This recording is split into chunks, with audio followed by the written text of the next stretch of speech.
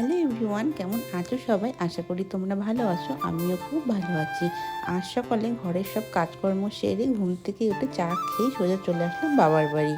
তোমাদের দাদাভাই যেহেতু নেই, তো আমার টেনশন আমাকে জংশনে কে দিয়ে যাবে, তো আমি এখানে র্যাপিডো বুক করে নিলাম। তারপরে আজকে জানো জংশনে এক ফোঁটাও দাঁড়াতে হয়নি, সঙ্গে সঙ্গে বাস পেয়ে গেছি।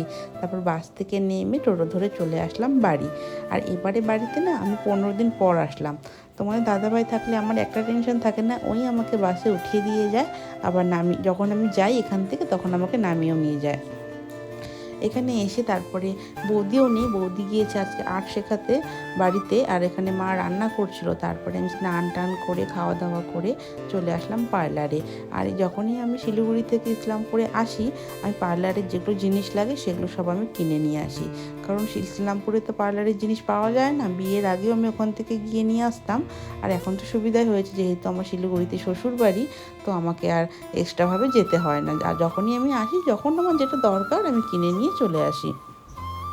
এসেই দেখছি পার্লারটা তো ভীষণ নোংরা হয়েছে, ভীষণ ধুলা পড়ে আমার পার্লারটার মধ্যে। তো এসে আর যেহেতু থাকি না না, তো পরিষ্কার করতে লাগে যখনই আসি আর কি। আর তোমরা এখানে আয়নাটা যখনই ক্লিন করবে, এরকম পেপার দিয়ে কলিং স্প্রে করে পেপার দিয়ে মুছে, ভীষণ পরিষ্কার হয় আয়না। তো এখানে আমি প্রথমে আয়নাটা আর কি ক্লিন করে নিলাম। তারপরে যত কিছু ছিল সব ধুলা পড়ে গেছিলো। ভালোভাবে যদি ক্লিন করতে যাও মোটামুটি 2 থেকে 3 ঘন্টা পার্লার পরিষ্কার করতে লেগে যায়। যেহেতু আমার স্নানও হয়ে গেছিলো আর অত সময়ও নেই, কারণ আজকে দুপুর থেকে ক্লায়েন্ট আসবে, মোটামুটি রাত অবধি আমার কাজ হবে। তার জন্য ঝটপট করে আর কি পরিষ্কার করে নিচ্ছি, কারণ ক্লায়েন্ট ঢুকলে তার এগুলো পরিষ্কার করা যাবে না। যতক্ষণ না হচ্ছে তার আগে আমি ভালো করে এগুলো পরিষ্কার করে নিই। তো এখানে আমি হালকা করে আধা ঘন্টার মতন টাইম নিয়ে একটু ভালো করে মোটামুটিভাবে পরিষ্কার করে নিলাম।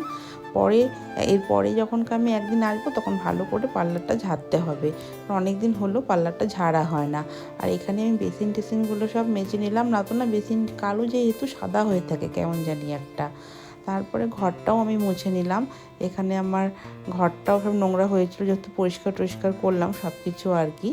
তারপরে ঘর মুছে নিয়ে ক্লায়েন্ট আসবে, ক্লায়েন্ট আমার আজকে বিয়ে আছে 13 তারিখে, তারই জন্য সব কিছু করতে আসবে। তো সবার প্রথমে ভ্যাকসিনের জন্য সব রেডি করে নিলাম, কারণ ভ্যাকসিনটা আমি আমার ঘরে করি, যেহেতু আমার পার্লারে এসি নেই। তো ওই জন্য আমি আমার ঘরে আমার বেডে শোয়াই, তারপরে ভ্যাকসিনটা করি।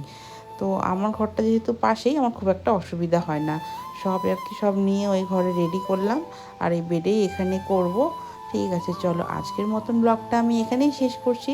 তোমরা সবাই ভালো থেকো, সুস্থ থেকো, দেখা হচ্ছে অন্য একটি গল্পে। টাটা।